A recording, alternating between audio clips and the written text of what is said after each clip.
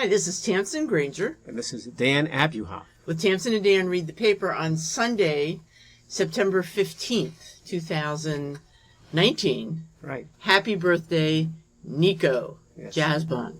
Happy birthday, Nico. Yeah. But we miss Nico. She's down in Bogota now. Bogota, Colombia. That's right. I hope she's having a great birthday. Yes. Yes, I'm sure she is. Look forward to having her come back. We can bake a cake. But not today. Because we are in Perkasie Park. We're on location. I know normally we do this kind of thing from the house in New Hope, but we are on location in Perkasie Park, which is going to take a lot of explaining, Tamsen. And you can start by explaining who our guest is today. Well, it's the well-known Armand Evers. Armand Evers. Bartender at Diana's. Man about town. Man about town. And he has become a member of Perkasie Park. Yes. And here he's chiming in. Now. Oh, here he is. That's Armand's voice.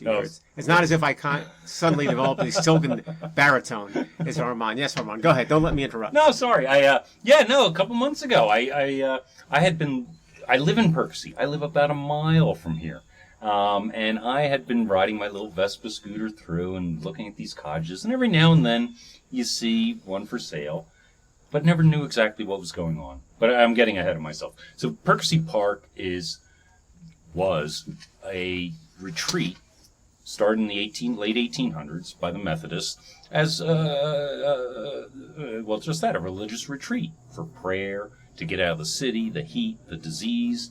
There used to be a train that ran from Philadelphia right here to Perkasie, so it was an easy escape.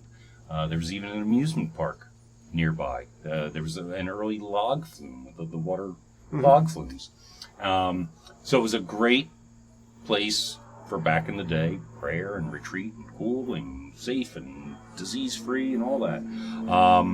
But anyway, so I would ride through Perkasie Park, and never got to talk to anybody about what the deal was as a plane flies overhead.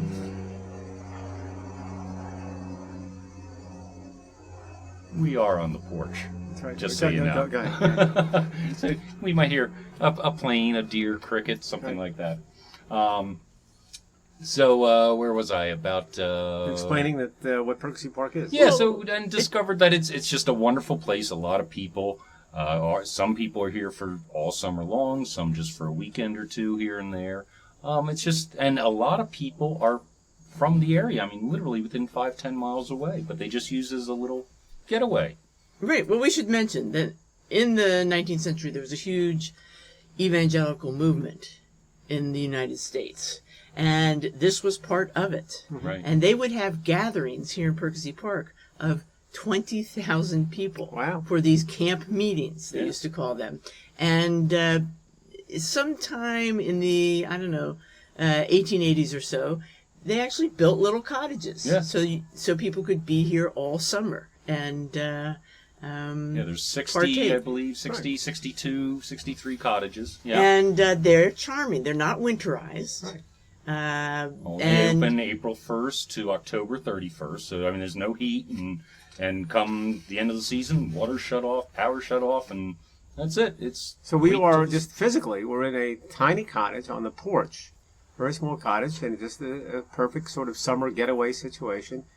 Temporary summer housing, if you will, almost. Yeah. But it's a beautiful setting, and it's wonderful to be outdoors here on the porch. It's idyllic. Yeah. Yeah. It's a hidden gem. Yes. Now, here in Perkasie Park, there was a huge fire in 1900. 1900, yeah. Yeah. Yeah, the Reverend Acker, his wood stove didn't work the way it was supposed to, and started a little fire up here up on the hill in the eastern section. And these little wooden cottages went up like a bunch of little tinder boxes. They couldn't go fast enough. Apparently there was a hydrant, but that wasn't working, and even back then, who knows how well that would have worked anyway. Yeah, these are dry wood little structures. They're pretty close to each other. I mean, they're, you might have a 10-foot space in between two, but once one went, I think they lost 22 when it was all said and done. So, yeah, they said the first 15 went up in like 10 minutes. Yeah, crazy. They just went one after another. But, so it really, these are charming little places, and I guess the association owns the property. Correct. Yeah. And you own the house. You can buy a house. You can buy one of these cute cottages for like $20,000. Yeah. Well, they do range, but yeah, it is kind of amazing. It's tremendous value. Some are fancier than others. Right, but it's Yeah. not about But, being fancy. It's about being. They're sort of- almost more charming when they're not that fancy. and it's so. it's a real getaway. And it's an idyllic setting. So we thought we wanted to come out here. We wanted to see the beauty of Perkasie in general. We haven't been to Perkasie too much. And Armand tells me Perkasie is famous for baseballs. For baseballs, yeah. We used to make baseballs back in the 1920s. About 2/3 of the town was stitching baseballs. There was the Hubbard Company. They made baseballs in Perkasie. They had a tiny little factory, but people would take work home and just do piecemeal work, and they'd stitch up baseballs at home and take them back to the factory and get paid for how many baseballs they did. There's one great story in the mid-30s. This guy, Freed, I forget his first name, but him and some buddies drove down to Philadelphia to catch a Philadelphia A's game. Jimmy Fox in bottom of the ninth, hit a home run. This guy, Freed, caught the ball. So he got home. He's like, his buddy said, open it up, see what's up. He opened the ball. He stitched the ball. His initials were in the ball. He stitched it up and kept it, and it was the prize of his life. He just loved it. So But, anyway, Perkasie kept up with the hardball business till like the 50s. 1950s, and yeah. then they lost the contract. Lost the contract. Spalding decided to end their contract, and they went making softballs. And they developed this better softball, and they were making 6 million softballs a year. And then, like through the 90s. Yeah, up until the early 90s. Are these the clinchers? The ones that, do you remember, those always look very stitched as opposed to the rubberized balls? These would be stitched ones. Oh, yeah. Yeah. Great. Yeah, Those were called clinchers. Is that what they were called? Yeah. Okay. And Yeah. They were great softballs. The deal is they don't really jump off the bat Right. the way the harder rubberized softballs that people use now do. They don't last as long. Right. But that's consistent with the way the game is played now anyway. Right. So when you're playing with a clincher, you had a lot of fielding and a lot of balls that were in play. And you have a lot of line drives that people were avoiding. Well, they certainly had in town the stitching capabilities, so they carried on with that. Yeah. And the other great thing about Perkasie, it makes its own electricity. Right? Well, okay. We used to make our own electricity. Uh-oh. No. But you're not far off. You're not far off. So we used to make our own electricity. There's still the old generating plant in town. I think it's a sheet metal shop now or something. But we buy our own power in bulk, and we have our own trucks. I mean, when Hurricane Sandy came through, we were out for 17 hours. And most of that was overnight. It went out at like 8 o'clock on a Monday night. They said, just wait till the morning. 1 o'clock Tuesday afternoon, we were powered up. The rest of the area was out for 11 days. You pay your bill at City Hall. And it's cheap. And then if I can just real quick, the other cool thing about Perkasie is the trash. And I get a kick out of the trash. So This better be good. it's pretty good. Yes. I mean, it makes total sense. Yes. You buy your garbage bags at the Giant or the supermarket, and they're printed Perkasie, and that's how you pay for your trash. You pay for how much you use. Like I'm a single person, I might use a trash bag a month, and they're $3.25. Oh, that's You're a right. family Oh, my for God. six. But so they don't pick up a bag unless it is an official bag. It's got to be an official bag. That's interesting. Yeah. And you just leave it out on your lawn? Or? Yeah, and the truck's like normal. That is So unreal. and the trucks roam through periodically? Yeah, they have your Yes, certain sir. days. It's just like regular. It's a trash world pickup. of its own. It's like a utopian society. Well, I think it might go back to like the early 70s when I think just a bunch of hippies lived up here and had these ideas, and they stuck with them. Well, and they're great ideas. The other, when you talk about Perkasie has its own, I thought you were going to say Perkasie has its own beer. It makes its own beer. And it does make its own beer. Yes, Which there we is just learned a few minutes ago. En route to Perkasie Park, we stopped at Free Will Brewing, Right. the tap room. Also, the brewery is there. We saw the big vats. Big brewery. Yeah. And we picked up some brew. Yes. Yes. Yes, we filled up a couple of growlers, which is why this is going to be a little less coherent than some of the other podcasts. And they don't sell any food there. They sell some chips. But they're there to sell beer in growlers and in glasses. Right. And people sit at picnic tables outside, and they sell some canned beer besides. And They have a lot of beers, Yes. right? Yeah, they do. They do, the whole range. Yes, they have the whole range, and, they have like 2 or 3 different hazy IPAs, which would be enough to have one, frankly. Right. They have some normal IPAs. They have a Kolsch. You don't see everybody with a Kolsch. They have a cream ale. That's a little old-fashioned, but they have a cream ale. They have all kinds of stuff. They have about 14 different types coming out of So you see the more and taps. more of these little breweries around with tap rooms. Right. And that seems kind of fun. I know a couple of years ago we took a bike ride out into Jersey and went to somewhere called Screamin' Eagle. Screaming Eagle, yeah. And, there's... But here's the economic thing that I still can't get over that you took in stride. It was $8 for 32 ounces, I'm going to say, and growler. And for 64-ounce growler, it was $10. Right. That was insane. That's great. It's unbelievable. Yeah. So it works. Well, it works for me. If you're like me and you're not going to drink that much, it doesn't cost that much. Yeah. And if you're going to drink a lot, it doesn't cost that much. It's a party system. But anyway, so One thing I was surprised. There wasn't a lot of times, at least on Sundays when I see it. There's a food truck out there. There wasn't a food truck today. No, well, they got the picnic tables outside as well as inside. So. Yeah. Yeah, a were a lot of little those places do early, but have still. arranged with the food Yeah. all right, trucks. so we're high on Perkasie. I mean, we're just here on a beautiful day. Who knows? But it's 84 degrees. You wouldn't know it. And I wish the carousel was open today. It wasn't. It was open last week. You have a carousel? We have a carousel here. Wow. Yeah. Do you have a brass ring? They took it down. Oh. But it did back in the day. Too Yeah, no, dangerous? it's run by the Historical Society. But it's like a 1930s Neat. carousel. Yeah. Neat. Yeah. All right. All right, so we'll come back to that. We're going to come back to baseball in particular because of Perkasie's baseball tradition. But we do want to just comment. We each saw some movies. Well, one movie for Tamsen and me, and one for Armand. We saw Brittany Runs a Marathon yesterday, Tamsen and I. A movie I had never even heard of. Tamsen, more attuned to popular culture than I am, informed me that we were going, and we saw it Saturday evening. And it's kind of an interesting story. It's a story about a girl who has issues. She has social issues. She's overweight.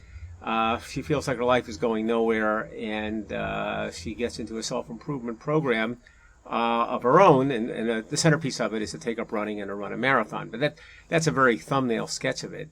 And frankly, when you just hear that thumbnail sketch, or if I just heard that thumbnail sketch, I wouldn't be terribly excited about seeing the movie. But I thought the movie was good. What did you think, Tamsen? I thought it was good. It was a little bit on the Hallmark movie range. It was, but on the range. But it wasn't really quite that. I thought it was better than that.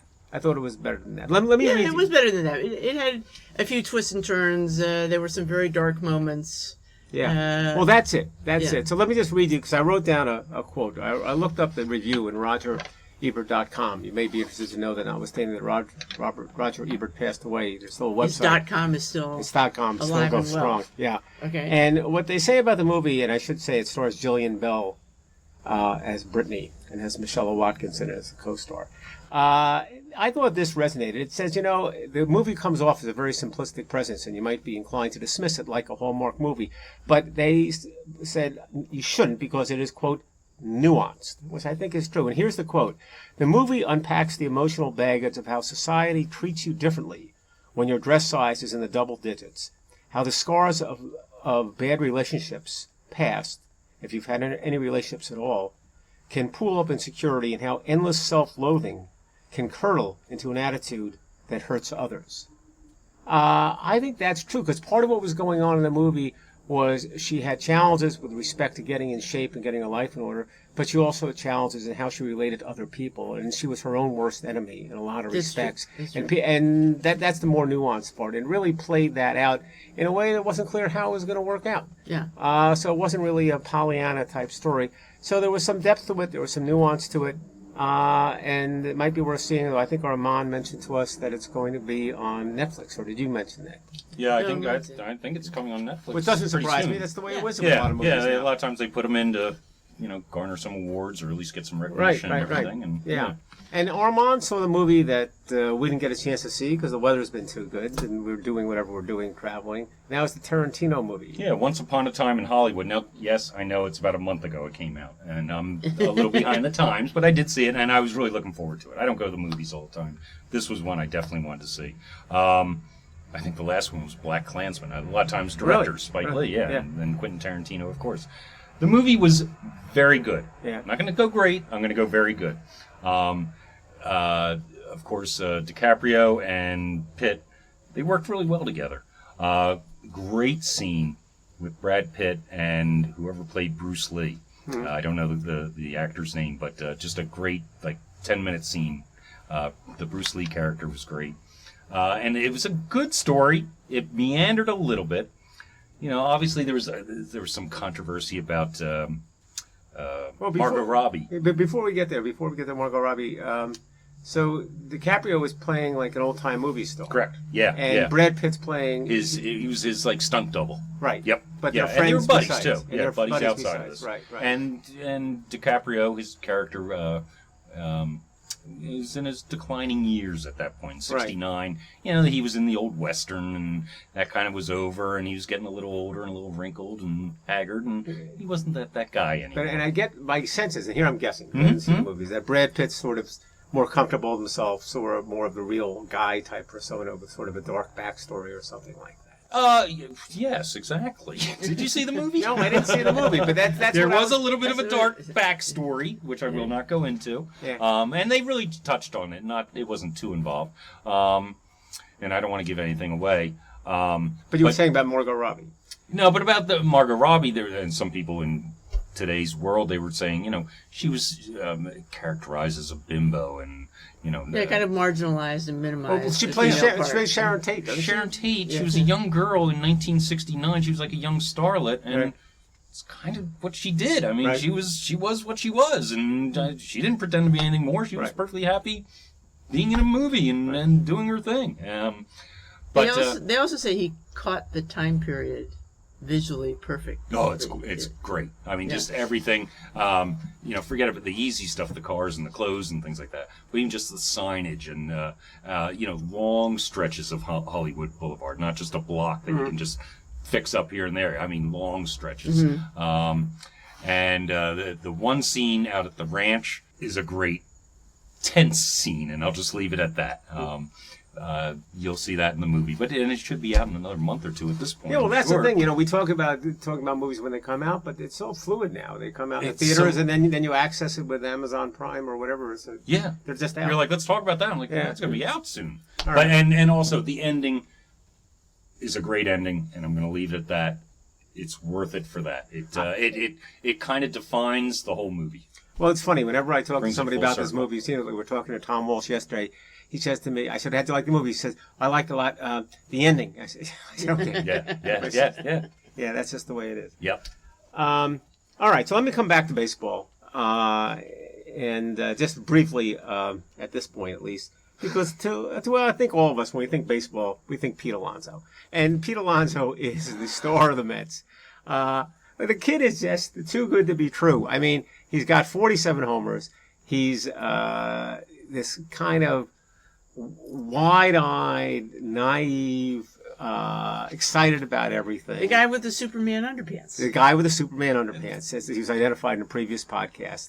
And who breaks in his glove in the microwave in the house. And Sadie sagely advised the wife, or the girlfriend of Pete Alonso, to get a separate microwave for Pete. But that's another story. The point is that this guy is that way. They asked him how he hits, reading this article in the Journal about Alonso. He says, well, he's from the see-ball, hit-ball school of hitting. It's that simple, see-ball, hit-ball. He says, do you feel pressure? He says, no, I felt pressure in college. He said, college, if I had a game coming up, like against Texas A&M, I'm saying to myself, they're number one ranked. I got a paper due tomorrow on the French Revolution. Am I going to get the paper in? How am I going to get ready? Now there's no paper due. That's it. I got Max Scherzer, but, you know, the guy in Texas A&M was tough also. And here's a great story I like, too. They said, you know, his parents are pretty down to earth. He's from Tampa. And he comes across his country, although his brother and sister, there's nothing country about Tampa, but that's just the way Pete is. And Michelle Alonso, the mother, made her way through the stands before a game, an exhibition game. And they jumped up and down to get Pete's attention, and he starts waving like crazy, you know, at an exhibition game. And an older teammate barked at Alonso, act like you've been here before, all right? And Michelle could see her son's shoulders slump.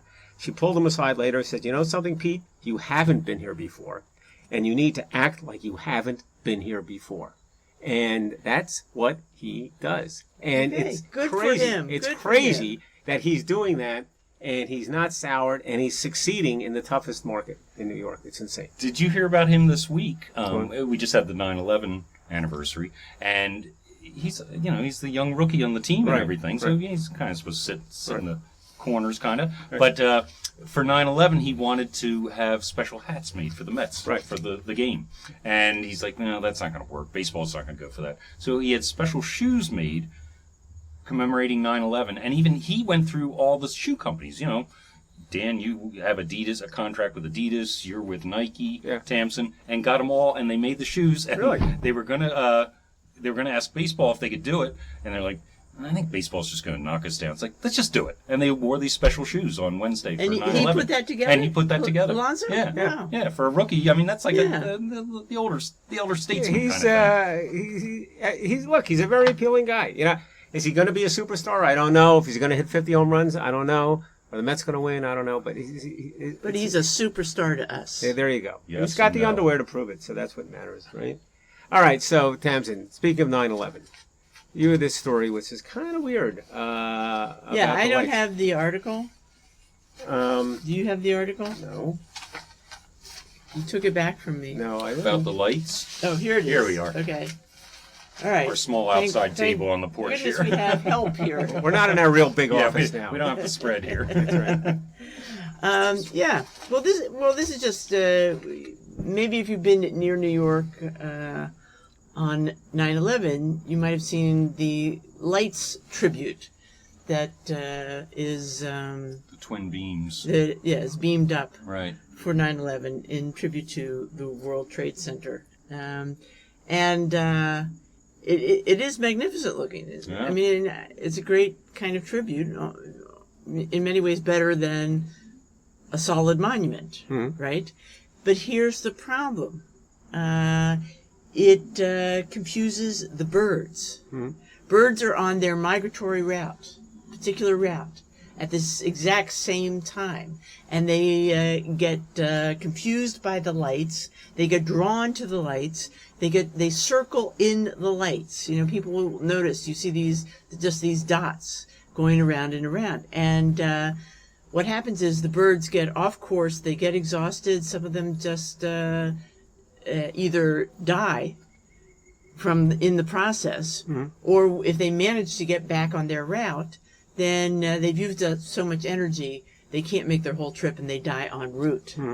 So they have put together, environmentalists, bird enthusiasts, people noticed this pretty early on, and they put together a group of volunteers who counts the number of birds caught in the beams.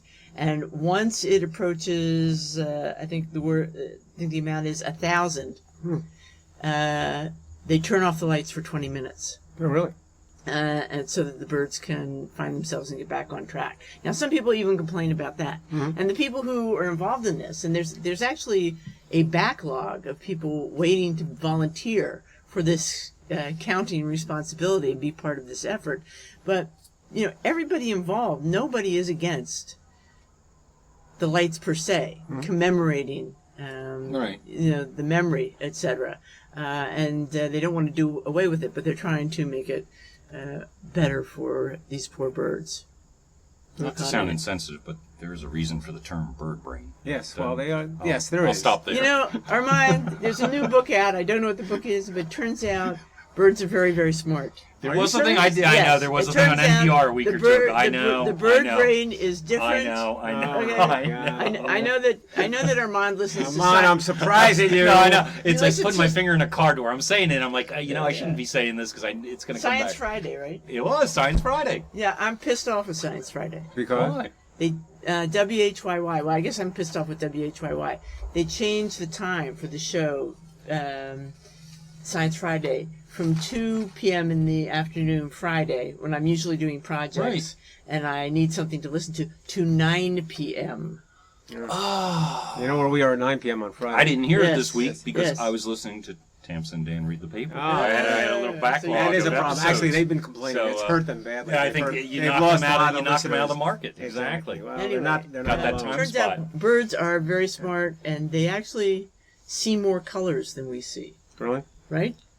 Do you remember them I mentioning don't remember that. Yes. How did they figure that out? Oh, That's a good you're question. asking Yeah, I know. you're Okay, asking yeah. somebody Yeah. with a Well, pea Let's brain. we'll throw that out. We'll throw that out in the You have to- ether. the source has to be another bird. Yeah, I mean, that's another- you couldn't that's get it another from week. a person who doesn't see the color. Okay, moving right along here. Yes.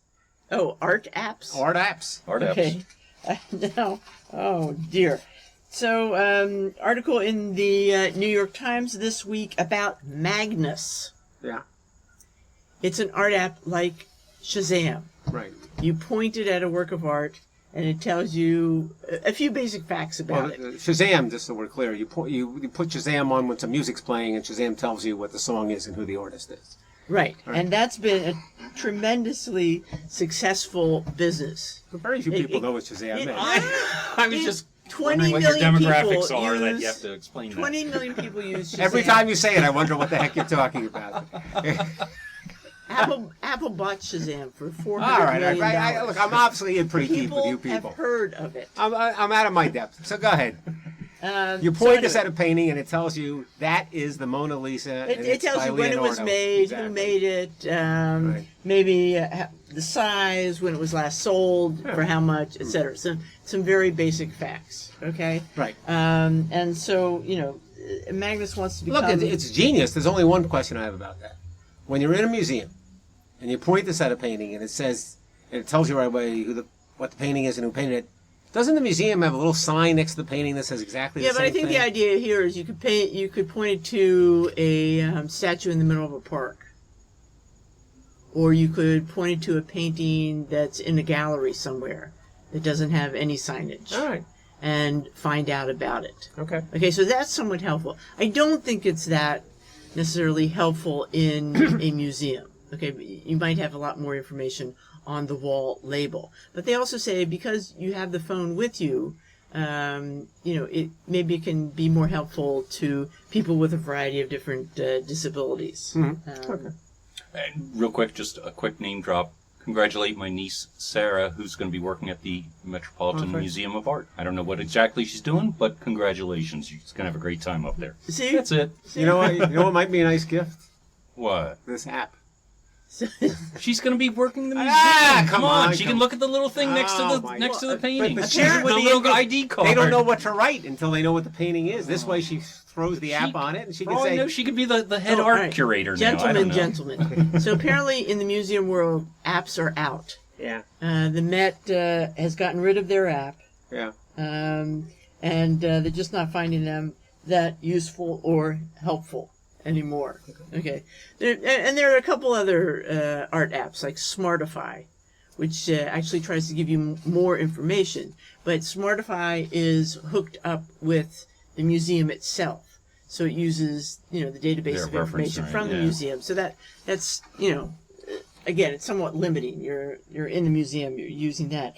But I think one of the big problems here is that, as you point out, if you're in the museum, if you have the labels there, why would you want to be putting your phone between you and the actual work of art? Right. Is there any real need? Absorb the real painting and yeah. enjoy it while you're there. Yeah. Plus, apparently, there are complications in terms of copyright and Okay. taking Right. pictures of the stuff. And, I still don't know if Shazam does it, but yes, okay. What is All right. what is Shazam? It's Shazam. So Oh, here's no, the never thing, mind, the way never this mind, works. never mind. But anyway, if you feel you would like a Shazam in art, Yeah, Magnus. it's done. Okay, Magnus, good. try it. All right. But I think there are Shazams for everything. Armand was saying you can get it for a leaf. Yeah, now. leaves. I think it was Columbia Oh, University. yeah, I think that's interesting it because was great. So actually. you can point it at a leaf, and it's going to tell you what kind of leaf it is, and it's going to tell you what kind of tree it is. Yeah, you comes take a from. picture. It tells you what kind of tree, Right. what region it's That- from. we and could use everything. that here in Perkasie Park because we're plenty There's a of few leaves leaves here. here. And I don't know what any tree is here. But Well, I know a lot of them.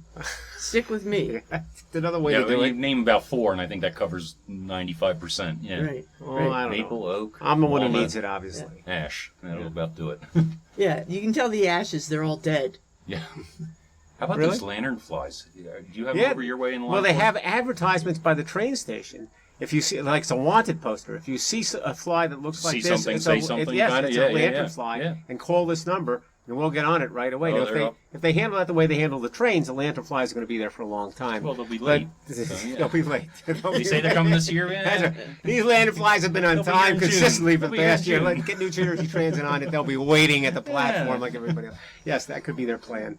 Yeah, but it's a problem. Okay, honey, your triple header. Your third thing was Paul Revere. Boy, there's no rest for the weary, is there? Tamsen, Okay. you're outstanding today. I think you're on fire. I think our mom would agree with me. You're the And anchor. You're You're the anchor. You're on a roll. You're on a roll. Museum update. Yes, there. Can I go Perhaps ding, you- ding, ding? Yes, Yes, ding, thank ding, you. ding, ding, ding. Yes. The New York Historical Society Yeah. is having an exhibition through January 12th, Beyond Midnight, the story of Paul Revere. Mm-hmm.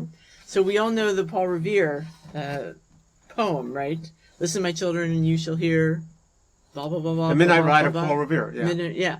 Written in, I don't know, like 1861. Oh, yeah, of course it would be after. 1861 Yeah. by Longfellow. It's written 30 okay? years after the event happened. Or after Paul Revere passed away. Up until then, Paul Revere's not a superstar like he is now. Yes, but it was after he was gone. And sadly for no him. one really made much of the whole ride thing at all. He was known as a silversmith. Mm-hmm. He was a great silversmith, Great one, yeah. which means he also did some engravings, as in prints, as in come up to my room, I want to show you my engravings. Oh, yeah. yeah. Tamsen, really. The untold story. Do you want me to explain what that reference means? No. It's a family radio. Anyway, so he, he was an artist. He was a businessman. He also, this is interesting. He, after the revolution, he starts an iron foundry and opens a copper rolling mill, which was key because if America was going to become independent, especially economically, it was, and build like ships, you needed these wide swaths of the copper to line the hull of the ship, etc. And so it's also interesting because my mother had a full set of Revere ware pots and pans. Oh, sure. Yeah. Okay, My right? mom The still does stainless too. steel Oh, yeah, with yeah. the copper Yeah, bottom. yeah. Oh, And it that's was- why it's copper bottom. Yeah, Oh. so he's obviously famous for copper, and it was my job to shine the copper bottoms. Yeah, I remember you had to polish them. Every night. Every when we night? ate. Oh yeah, because she had them all hanging out in the. But you put them on like a gas burner. They would. Every night. You're kidding me. Every night. Yeah. That's That was like so 60s and 70s. All It the is. copper pots hanging And and everything. I Yeah. did that watching reruns of Dick Van Dyke. Really? Yeah. Well, at least their time was well spent. Anyway, it's another view of Paul Revere. He actually, the way he got involved in the whole ride thing was he was part of a group called the Sons of Liberty. All right. So they were, like an anti-British taxation group, and they had other problems with the British. And he was one of the messengers for their group, traveling up and down the East Coast, because there only was the East Coast. Right, yeah. Transmitting, I guess, secret messages and information involved in a variety of interesting stuff. There's also a very famous portrait of him by Copley. That really portrays him as, less of a craftsman and almost like a statesman, even before he's gotten involved in the revolutionary stuff that people may have seen. It's in the Boston Museum of Fine Arts, very famous portrait. And he looks thoughtful and intelligent, and he's dressed way too nice for a guy who's hammering silver. All right. Well, that's interesting. All right. So we're going to close. Coming back to baseball again, but we're going to bring everything together here because we're going to bring baseball together with donuts. With donuts, that's All right. about You heard me donuts. correctly. Yeah, we like to bring up donuts as often as we can. It's very rare that a story appeals to everybody involved in the podcast. Hams and I have our different areas, Armand too, and yet every one of us, I think it's fair to say, was very excited about this article called "Rise and Shine: MLB Players Reveal the Ritual of Day Game Donuts." And it turns out that generally, conceptually, what's going on in baseball, notwithstanding all the premium that's put on nutrition in sports generally, there are a sufficient number of throwback baseball players who insist that the thing they ought to be eating, particularly on prior to a day game, are donuts. and they do rely heavily, and I mean heavily, on ingesting Frazier especially. multiple donuts Yeah. before the game. Well, Todd Frazier, he's saying he has 4 donuts because he wants to have 4 hits. That's right. Right. Plain and simple. Right. And he says, I have to make sure the pitching coach, Phil Reagan, gets one every day or he's going to be cranky. Yeah. And that's not what you want from an 82-year-old man. Yeah. Okay. And there's a lot of donut slang. Yes. Yeah, a lot of Lead us donuts. through the donut slang. Okay. No nuts. No nuts with nut. Yes. Sorry, no donuts, don't ask. It's a sensitive subject. Yes. Go nuts. Somebody needs to go get the nuts. Slow nuts. Nuts are on the way, but he's hit traffic. Oh no nuts. One of my guys was on his way back with the donuts and hit someone. It happens to be true, apparently. It happened once. Yo nuts. Where's your nuts? Where's your donuts at? We have them, but forgot to put them Say out. that again. Where's your donut? I like that. All right, nice. Low nuts, po nuts, donuts, show nuts. I like This show is nuts. this is what donuts taste like in the show. The show is Yeah. the major You're leagues. welcome. You're welcome. Yeah. Fluffy towels And and, of course- show nuts. Yeah, That's what you and get of course, in the show. it's they're quite serious. They eat these donuts, and what's funny is, well, according to Frazier, of course, he says there's one location. You know, different cities have different donuts. They're talking about one city, San Francisco in particular, best donuts. And he says, according to Frazier, Phil Regan was almost in tears when they got the donuts. That's how excited he was. It's hard to imagine that people get that excited about donuts, but Chris Davis explains it best. Chris Davis, by the way, who's had an historically bad season and will be out of baseball next year. The guy, Baltimore, right? no, this is the guy in Oakland who had. Well, you're right. The Chris Davis in Baltimore has been the worst. There are 2 Chris Davises. Okay. And, Okay. and the one in Oakland's been a little better. But in any event, they asked him to explain the appeal of donuts, and I think this sums it up. I think Tamsen particularly will agree. According to Chris Davis, quote, "Baseball is pretty boring. Donuts are way more fun." So there you have it. Summed up by a baseball player himself. All right, so from the bucolic beauty of Perkasie Park, Yeah. The porch on Perkasie Park. Yeah. right? This is Tamsen Granger, And Dan Abuhoff. And Armand Evers. Happy birthday, Nico. happy birthday. See you again next week with Tamsen and Dan read the paper.